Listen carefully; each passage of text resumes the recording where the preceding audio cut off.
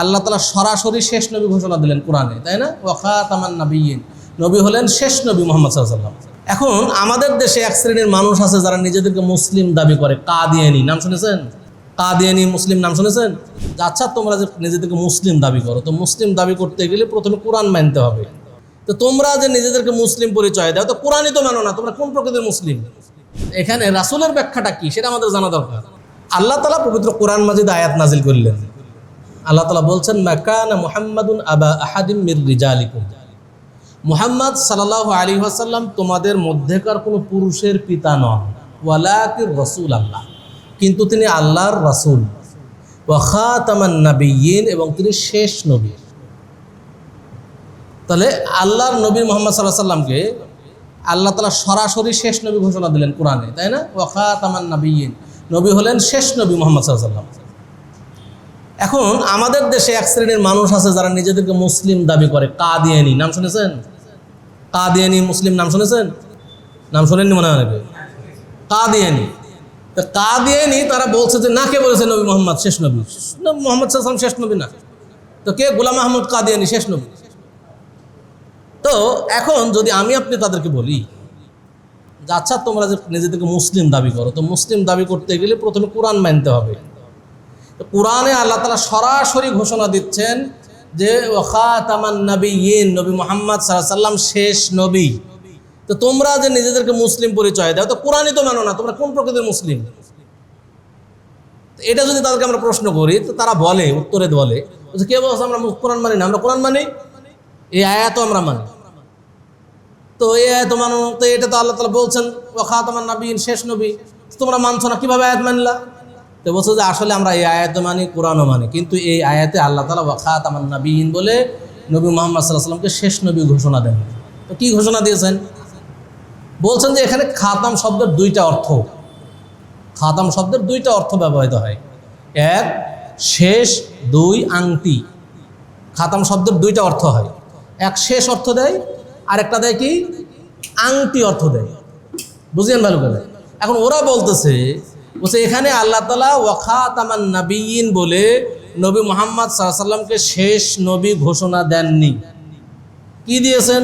বলেছেন যে ওয়া খাতামান নাবিয়্যিন, অর্থাৎ নবী মুহাম্মদ সাল্লাল্লাহু আলাইহি ওয়াসাল্লাম হলেন আংটি নবী।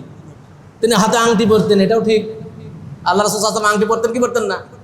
আংটি পরতেন। তো আংটি পরতেন, এখন বলতেছে যে এখানে আসলে আংটি নবী। এখন এই আয়াতটা কার উপর নাযিল হয়েছে বলেন তো? কার উপর নাযিল হলো? উত্তর দেন, কথা বলবেন। কার উপর নাযিল হয়েছে? নবী মুহাম্মদ সাল্লাল্লাহু আলাইহি ওয়াসাল্লামের উপর নাযিল হয়েছে না?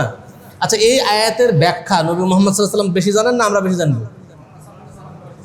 এই আয়াতের ওয়া খাতামান নাবিয়্যিন বলতে কি বোঝানো হয়েছে, এটা যদি আমরা জানতে চাই, তাহলে আগে কি করতে হবে? নবী মুহাম্মদ সাল্লাল্লাহু আলাইহি ওয়াসাল্লাম থেকে জানতে হবে না, যে তিনি কিভাবে কি বুঝেছেন আমরা সেটা বুঝি। যদি রাসূল সাল্লাল্লাহু আলাইহি ওয়াসাল্লাম যা বুঝেছেন সেটা আমরা বুঝি, তাহলে আমাদের বুঝ সঠিক হবে। আর যদি আমি রাসূলের বুঝকে বাদ দিয়ে নিজেই পাণ্ডিত্য ঘটাই, একটা মত খাড়া করে দিলাম, তাহলে কি হবে? আমার ব্যাখ্যা ভুল হয়ে যাবে। এখানে রাসূলের ব্যাখ্যাটা কি সেটা আমাদের জানা দরকার। রাসূল সাল্লাল্লাহু আলাইহি ওয়াসাল্লাম এই আয়াতের ব্যাখ্যায় বলছেন, ইন্নাহু সায়াকুনু ফি উম্মতি সালাসুনা কাযযাবুন, অচিরেই আমার উম্মতের মধ্যে 30 জন মিথ্যাবাদীর আবির্ভাব করবে। কুল্লুহুম ইয়াজউমু আন্নাহু নবী, তারা সকলেই নিজেকে নবী দাবি করবে। ওয়া আনা খাতামুন নাবিয়্যিন, অথচ আমি হলাম শেষ নবী। লা নাবিয়্যা বাদি, আমার পরে আর কোনো নবী আসবে না। বুঝলেন ভালো করে? আল্লাহ তাআলা কোরআনে বললেন ওয়া খাতামান নাবিয়্যিন, খাতাম শব্দের ব্যবহার করলেন। আর রাসূল সাল্লাল্লাহু আলাইহি ওয়াসাল্লাম হাদিসে বলছেন ওয়া আনা খাতামুন নাবিয়্যিন, আমি হলাম শেষ নবী। খাতাম শব্দের ব্যবহার করলেন। এখন এই খাতাম শব্দের অর্থ কি শেষ নাকি আংটি? এটা রাসূল সাল্লাল্লাহু আলাইহি ওয়াসাল্লাম তার শেষ বাক্য দিয়ে প্রমাণ দিলেন। শেষ বাক্যে কি বললেন? লা নাবিয়্যা বাদি, আমার পরে আর কোনো নবী আসবে না। মানে কি হলো? খাতাম শব্দের অর্থ শেষ হলো না আংটি হলো? শেষ। তাহলে কাদিয়ানীরা যদি এই আয়াতের ব্যাখ্যা নবী মুহাম্মদ সাল্লাল্লাহু আলাইহি ওয়াসাল্লাম থেকে নিত, তাহলে তারা পথভ্রষ্ট হতো না। মুসলিম সমাজে একটা পথভ্রষ্ট ফেরকার আবির্ভাব ঘটতো না। বোঝা গেছে? প্রত্যেকটা মতভেদ, ইসলামের মধ্যে যে মতভেদগুলো আছে সেগুলো নিয়ে যদি আমরা পর্যালোচনা করি, প্রায় ক্ষেত্রেই আমাদের দেখবেন যে আমরা রাসূলের বুঝকে বাদ দিয়ে নিজের মন মতো বুঝছি। এই জন্যই কিন্তু আমাদের ইসলামের মধ্যে মতভেদ। এই জন্য প্রত্যেকেই আমরা বলবো যে সবাই একটু লেখাপড়া করা দরকার ভাই। আমরা মনে করিয়েন না যে হুজুর লিবাস টেবাস পরে আছে বলতেই সবাই ইসলামের সঠিক কথা বলছে। সবাই ইসলামের সঠিক কথা বললে দুই রকম কথা হইতো না। হ্যাঁ, যেহেতু আমি যা বলতেছি আরেক হুজুর আমার এই কথাটাই উল্টাভাবে বলবে, যখন এই কথা বলবে তখন আপনার দায়িত্ব হবে যে আসলে কোন হুজুরের কথা ঠিক দেখি তো একটু যাচাই করে বলা উচিত হবে কি হবে না। আপনি একটা জমি কিনবেন, তো জমি কিনে এক ব্যক্তির কাছে যা বলতেছেন তো হ্যাঁ জমি ভেজাল আছে, আরেকজন বলতেছে না না ঠিক আছে। আচ্ছা, আপনি তৃতীয় জনের কাছে যাবেন কি যাবেন না?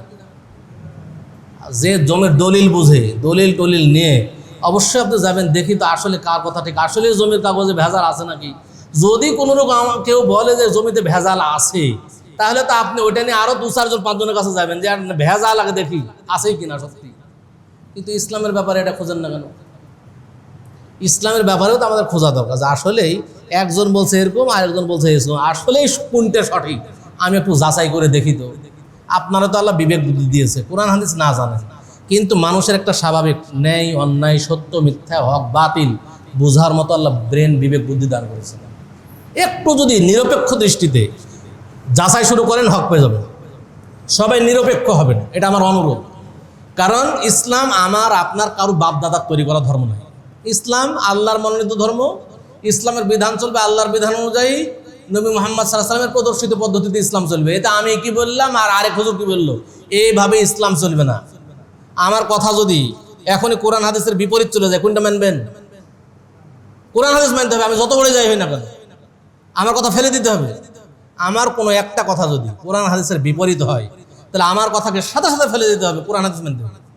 এটা হলো মুসলিমদের বৈশিষ্ট্য। যদি এটা না করেন তাহলে কিন্তু পথভ্রষ্ট হয়ে যাবে। আত্মাহারিক টিভি, ওহির আলোয় উদ্ভাসিত জীবনের জন্য।